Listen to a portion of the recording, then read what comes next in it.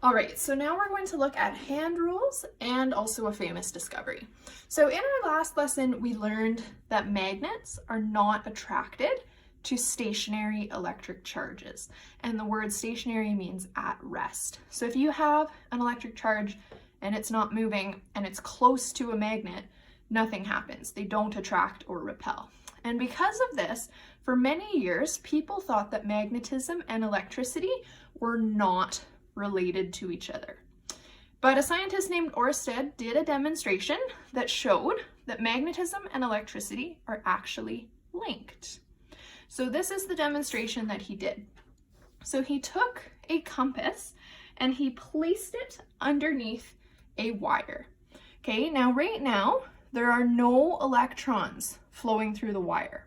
So if I take my pen, we're going to pretend that my pen is the wire, then the compass is underneath the pen, like that, okay? And to begin with, the direction that the compass is pointing in is the same as the direction of the wire, so the two are parallel. Now, Oersted connected the wire to a battery. The battery is not shown here because it doesn't really matter. What matters is that now that he's connected a battery, electrons are actually moving through the wire. So here, the electrons are flowing up towards the top of the page. And because Oersted thought initially that electricity and magnetism weren't linked, he expected nothing to happen. But as soon as the electrons started to flow, something did happen. The compass needle moved. So instead of looking like it did initially, which looks like this, the compass needle actually turned so that north was pointing sideways now. So why is this? Well, first thing to know is that compasses do not respond to electric fields. You can put a compass in an electric field and nothing will happen.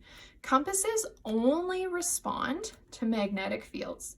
So if the compass started to move, that means there was a magnetic field involved. So that means that the wire must have been making a magnetic field. Or in other words, the wire is the source of a magnetic field. Now, remember, the compass didn't do anything before the electrons were flowing. It was only when the electrons started to move through the wire that the compass moved. So the wire only creates a magnetic field when electrons are actually moving through it. So what Oersted has just discovered is that moving electric charges and also current carrying wires are sources of magnetic fields because a current carrying wire has charges moving through it. Okay, as I noted before, if you have charges at rest, they don't make a magnetic field. All right, so check your understanding. So an electron at rest is a source of which of the following fields? We're going to select all that apply. So electrons have mass, so they do make a gravitational field. It's very small, but it is there. Electrons have charge, so they do make an electric field. However, an electron that is not moving, it's at rest, does not make a magnetic field. Let's see if we change the question to a moving electron. How does our answer change? Well, that electron still has mass, so it still makes a gravitational field. It still has charge, so it still makes an electric field. But now we have a moving charge. We just learned that moving charges make magnetic fields as well. Now, what if I changed the question to a neutron instead of an electron? Okay, so let's say we have a moving neutron. Which fields does it make? Well, neutrons have mass, so it will make a gravitational field. Neutrons do not have charge, so it will not make an electric field. And although the neutron is moving, in order to make a magnetic field, the charge has to be charged. And neutrons don't have a charge, so it will not make a magnetic field. So to summarize, gravitational fields are caused by objects with mass, Electric fields are caused by objects that are charged. And then now we actually know of two different ways to make magnetic fields. So magnetic fields can come from permanent magnets. Remember, that's like the magnets on your fridge at home. Or magnetic fields can come from moving electric charges. All right, so now we're going to look at the first hand rule. So the first hand rule is used when you want to find the direction of the magnetic field lines around one wire. So when you're using the first hand rule, you need to make sure that you're using your left hand if the question talks about negative charges. So here we have electrons flowing through a wire. Because electrons are negative, when we do this, we're going to use our left hand. Now, what I'm going to recommend is that you pretend that your pen or your pencil is the wire, and you're going to hold your pen or pencil in your hand. So this is going to be my wire here, okay? And electrons are going to be flowing through the wire this way, towards the top of my piece of paper. So to do the first hand rule, I hold my pen in my left hand like this, and I point my thumb in the direction that the electrons are flowing. So again, the electrons are flowing towards the top of the paper, so my thumb is pointing towards the top of my paper. When I hold my pen like this, my fingers are curling around it. So if I just tilt my hand towards the camera for a sec, you can see that my fingers are curling this way. Okay, when I talk about the direction that my fingers are curling, we go from the knuckle around to the fingernails. The direction that my fingers curl in is the direction of the magnetic field around the wire. So this wire has a bunch of circles around it. Those circles are the magnetic field lines.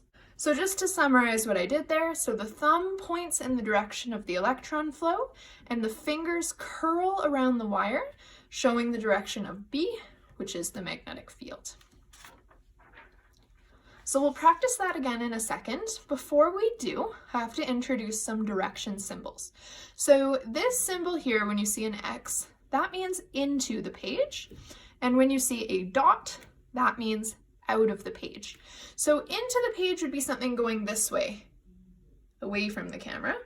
And out of the page is something coming towards the camera, okay? We also have 4 more directions. We're gonna call this direction here towards the top of the page. This direction here towards the bottom of the page. This one, left of the page, and this one, right of the page. We really want to avoid using directions like up and down here because it's really unclear. If you say up, I don't know if you mean this way or if you mean this way. So up is too unclear. We would want to use either to the top of the page if we meant like that, or out of the page if we meant like that. So let's do another example with the first hand rule. So this time we're going to do a bird's eye view. So what I want you to imagine, pretend that my pen is the wire again here. This is the wire, and you are looking at the wire not from the side like this, but from the top. So you're kind of looking down the wire. And I want to have electrons flowing through this wire going into the page. So the electrons are going away from you, like this. The way that I show that, by drawing a circle, this circle represents the wire. And then to show that the electrons are going into the page, I'm going to draw an X.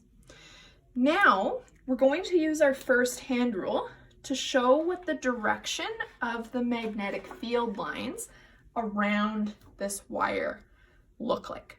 So we're going to hold our wire in our left hand, and we're going to point our thumb in the direction of the electron flow.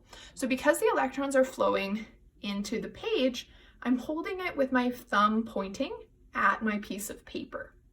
Okay, and you can see when I do that, my fingers are curling around this way. And so I can draw the magnetic field around the wire. It's a circle, and that magnetic field is going like that. So the green circle shows what the magnetic field looks like. So up here, above the wire, the magnetic field points to the left. Underneath the wire, the magnetic field points to the right. So depending on where we look, the magnetic field is actually pointing in a different direction. Now, I could also have drawn in more arrows if I wanted to. So right here where I'm pointing to, the magnetic field is kind of angled. Okay, so the magnetic field circles the wire. The other thing to notice is that the magnetic field lines are actually perpendicular, remember that means 90 degrees, to the direction of the electron flow. So if the electron flow is pointing down, I'll represent that using my blue marker here, at any point, the magnetic field is 90 degrees to that. So if I pick this location right here, the magnetic field is pointing towards the top of the page. If I look at my markers, they are 90 degrees. If I just sort of move them, so you guys can see, they are 90 degrees. And if I do that somewhere else, so there's my wire, let me do this one now. The green marker is kind of angled like that. These two, they still have a 90-degree angle between them. So no matter where I do this, the direction of B and the direction of the electron flow, they're always perpendicular. So there's actually 3 hand rules that we're going to learn. We've just finished hand rule number 1. For all 3 hand rules, you're always going to use your left hand if the question talks about a negative charge. So if it's talking about electron flow, that's your left hand that you want to use. If the question talks about positive charges, then you do the hand rule the same way, but you use your right hand instead of your left. Okay, so let's do one more example with hand rule number 1.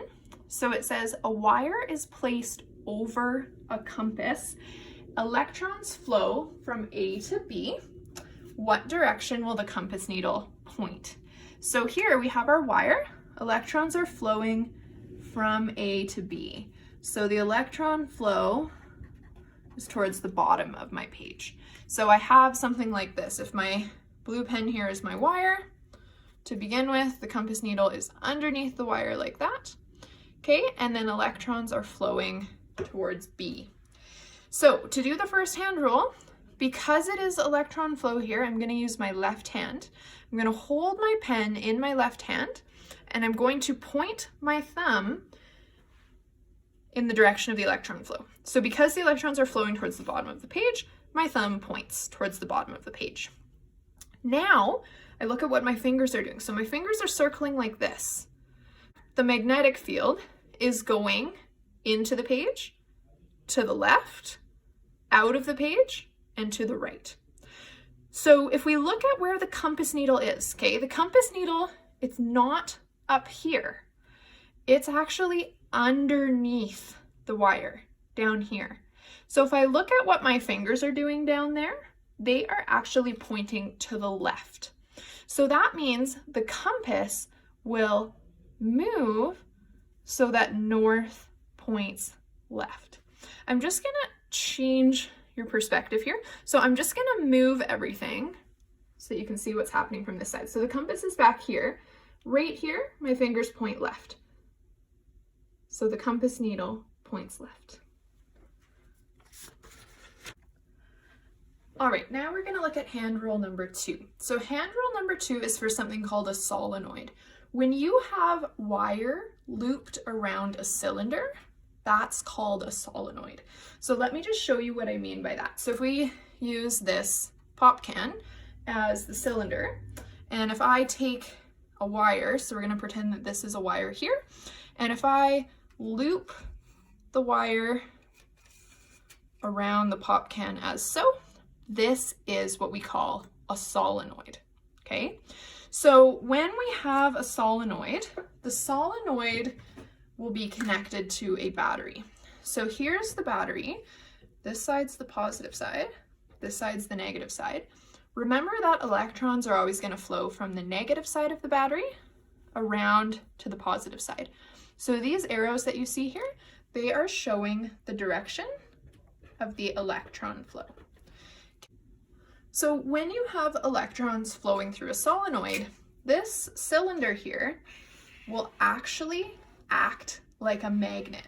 So one side of the cylinder will become north and the other side of the cylinder will become south.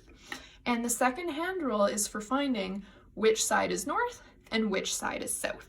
So to demonstrate the second hand rule, I'm going to use my props here. So what I've tried to do is I've drawn in the direction of the electron flow on this wire here.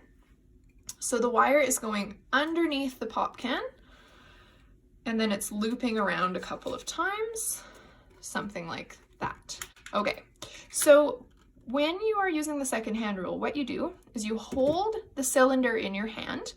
Because this is electron flow, I'm going to use my left hand, and you wrap your fingers around the cylinder in the direction of the electron flow. So you can see here, my fingers are pointing in the same direction as these arrows. So the arrows are looping around the pop can like this, and my fingers are also circling the pop can in the same way. So even if I rotate my hand, you can see, okay, the arrows are doing this, my fingers are curling in the same direction.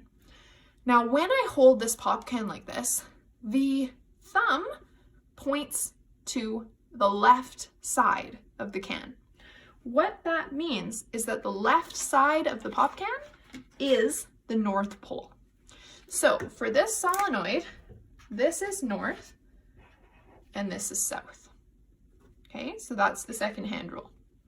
Now, if I want to draw in the magnetic field lines, I actually have to use that out of the north into the south rule. So I'll draw the magnetic field lines in green. So the magnetic field lines around this solenoid look like this. Out of the north, into the south. Out of the north, into the south. Okay, and if I want to draw what the field inside the cylinder looks like, remember that rule is different. It goes from north to south. So this green stuff is the magnetic field. Now the cool thing about solenoids is that you can turn them on and off. So when the battery is connected and the electrons are flowing, this side's north, this side's south. If I disconnect the battery, then the solenoid no longer has a north and a south pole, and so it's not magnetic anymore. So this only acts like a magnet when the battery is actually connected, so it can be turned on and off. So here's a summary of the second hand rule. So the fingers curl in the direction of the electron flow, and then the thumb will point in the direction of the magnetic field inside the solenoid. So if you go back to my previous picture for a second, that's this arrow here. My thumb points in the direction of this one. So that's the same thing as saying that the thumb points towards the electromagnet's north pole. Okay, so let's do a couple of examples. So electrons flow from A to B for each. Okay, let's do the other part of example 3. So for example 3, look at how the wire has changed. So this time the wire is not going underneath the solenoid to begin with, it's going on top of it. So that looks like this. So the wire with the electrons flowing from A to B is going on top of the solenoid, and then it's wrapping around something like that. Okay, so there's my solenoid. So the electrons are flowing from A to B, so they're going like this. And then when they come out down here at B, they're going this way. So this is the electron flow. So now, because it is still electron flow, I still am going to use my left hand when I do this, but I'm going to wrap my fingers in the direction of the arrows. So my fingers are wrapping this way. So you can see the arrow points the same direction as my fingers. And now my thumb points to the North Pole. So this time, because my thumb points to the right side of this solenoid is north, which means the other side must be south.